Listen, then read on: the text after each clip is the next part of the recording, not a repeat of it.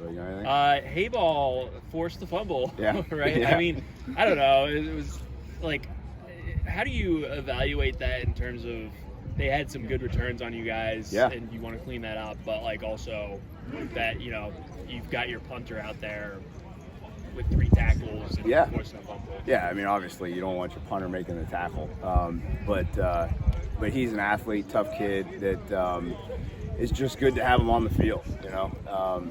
And I think some of those, you know, obviously we got to tackle better, we got to cover the punts better. That's a good returner. I would argue that he's probably one of the best, if not the best, in the country. So, yeah, I mean, it's something that you point out to the team that look at the effort and look at the passion of the punter, and hopefully the other guys can emulate that passion, and I think just use it as an example of kind of what to look up to.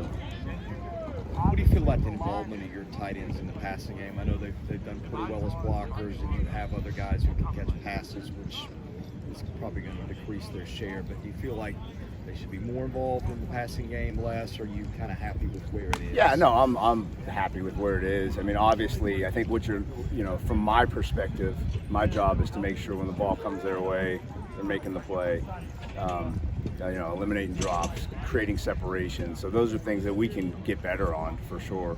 But in terms of the scheme, like, you know, Coach Lynch does an awesome job, and the offensive staff of taking what the defense is going to give you. You know, I mean, oftentimes it might be a play that we think is designed where the tight end might be the first read, but they change the coverage at the last second, and the ball is going to be delivered to a different receiver. So I think the defense sometimes dictates where the ball goes more so than even the offense calls.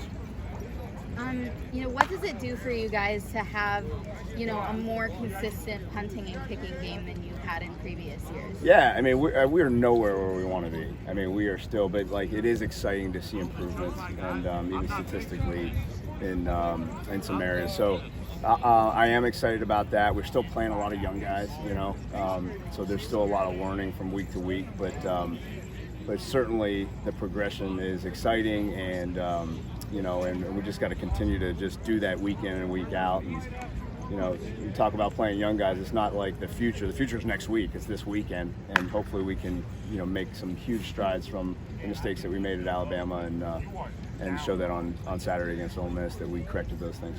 Obviously, like, punt returner is a decently high injury rate position. I mean, how do you weigh that? You know, obviously Shepard has done a decent job versus, you know, at some point, do you want to see Jayden McGowan take over that, or do you just need to see more from him in terms of like not punting? Yeah, no, I think ball security is certainly an issue, and Shep, quite honestly, has done a really good job, and he's earned that position.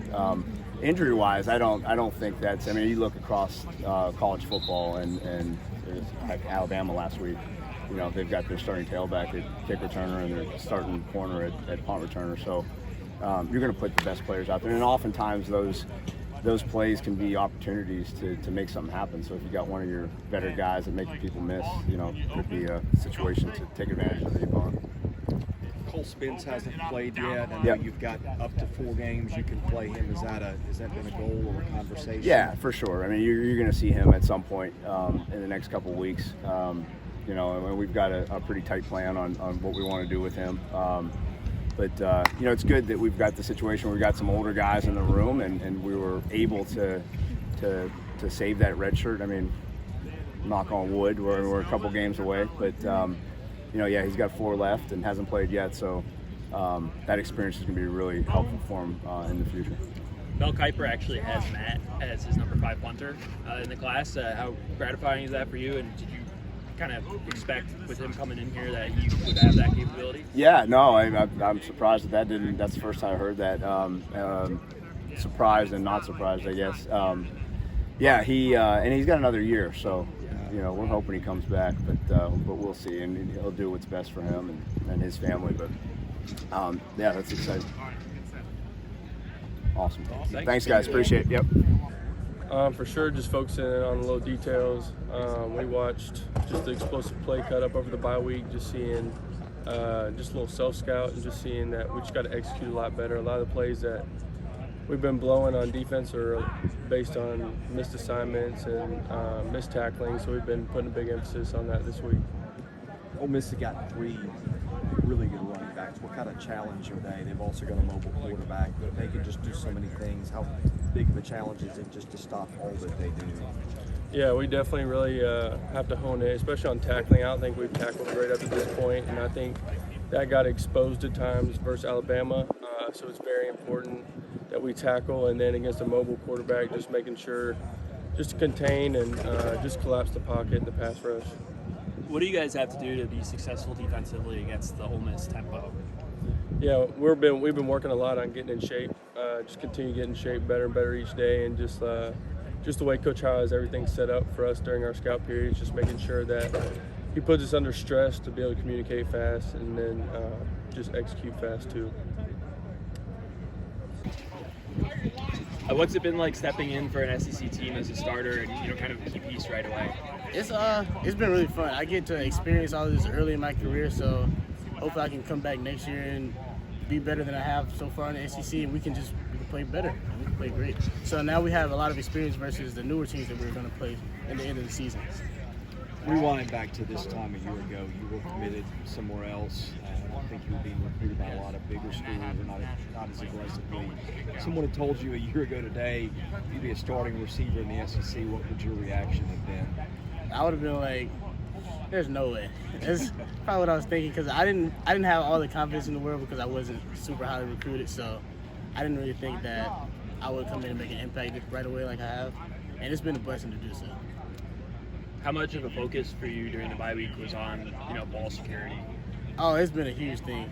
So, like, even before the Bama game, because after NIU I fumbled, and like that whole week, every time I caught the ball, I was make sure it was like this every time.